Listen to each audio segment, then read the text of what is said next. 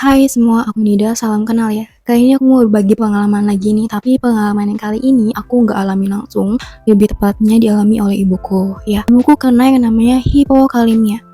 Mungkin kedengarannya asing ya. Apa sih hipokalemia itu? Aku bakal jelasin di sini terkait dengan apa itu hipokalemia, terus kronologinya seperti apa, gejala-gejala yang dialami, terus apa yang dilakukan, obat-obatan yang diberikan, biayanya bisa di-cover sama BPJS atau enggak. Aku bakal jelasin di sini. Disclaimer dulu, di sini aku bukan dokter, aku bukan nakes. Di sini aku murni cerita dari pengalaman yang aku lihat dan aku alami.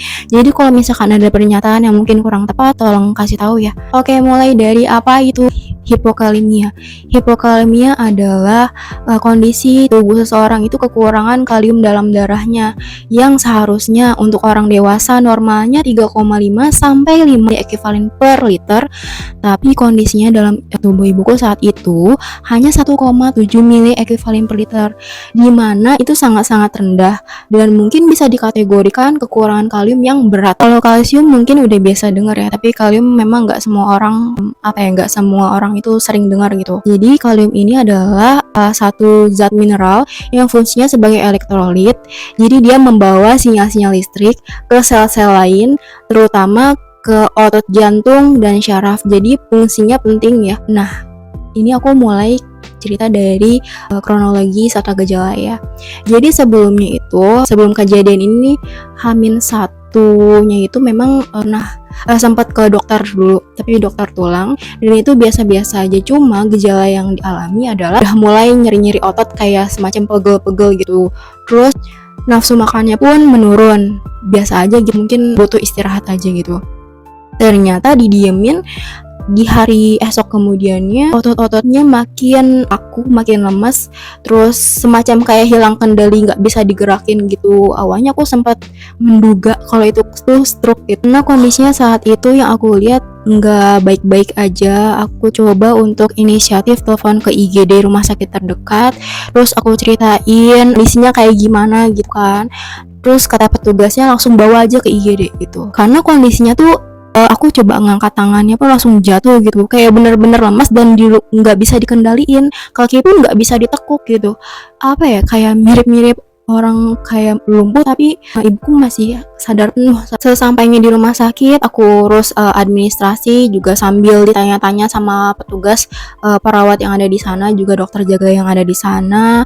Terus aku tiba-tiba inget kalau ibuku tuh ada riwayat ada sesuatu di ginjalnya. Sempat didiagnosa CKD atau chronic kidney disease, yaitu penyakit ginjal kronis yang mana kreatinin dan ureumnya itu tinggi gitu. Kreatininnya terakhir itu 3 komaan. Jadi ceritain gitu, aku khawatir ya karena gara-gara ada sesuatu yang salah di ginjalnya mengakibatkan terjadi lemas kayak gitu-gitu. Jadi aku cerita aja lah gitu. Terus saat itu dicek juga kreatinin ureumnya, pokoknya dicek darah. Kalau yang aku lihat sih waktu itu dicek darah, terus ronsen toraks gitu. Terus parameter itu dicek HB-nya juga karena terlihat pucat. Ibu elektrolitnya dicek, kreatinin ureum, dicek glukosid dan lain-lain. Nah, setelah dicek hasil darah, keluarlah hasilnya yaitu kaliumnya sangat rendah. Nah, sudah ketahuan ternyata kaliumnya rendah. Terus dari dokter pun menjelaskan memang kalau kaliumnya ini terlalu rendah, efeknya tuh kayak gitu, kayak orang lumpuh gitu, tapi bukan stroke. Nah, aku diceritain juga kalau stroke tuh biasanya gejala yang muncul itu khas gitu. Setelah masuk IGD, terus akhirnya dinyatakan untuk dirawat inap sambil dimonitor kaliumnya. Nah, aku masuk ke obat-obatan yang diberikan. Jadi selama rawat inap itu obat-obatan yang diberikan yaitu KSR atau potasium klorida, itu dalam bentuk tablet ya diminum, sama lewat infus juga KCL-nya, kalium kloridanya lewat infus.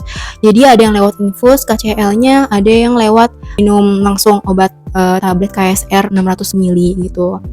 Ini untuk kaliumnya supaya si kaliumnya itu normal lagi gitu. Terus tentu juga sih sama makan pisang, karena kan pisang itu terkenal sama kaliumnya tinggi ya. Untuk ginjalnya dapet prorenal yang isinya asam amino esensial. Sebenarnya bukan prorenal sih, tapi intinya sama, isinya asam amino esensial. Terus dapet juga natrium bikarbonat. Nah, awalnya itu kan gak ada USG abdomen ya. USG abdomen ini saat dirawat inap Jadi USG abdomen itu semacam USG bagian perutnya. Jadi dilihat bagian livernya, organ-organ lainnya itu seperti apa.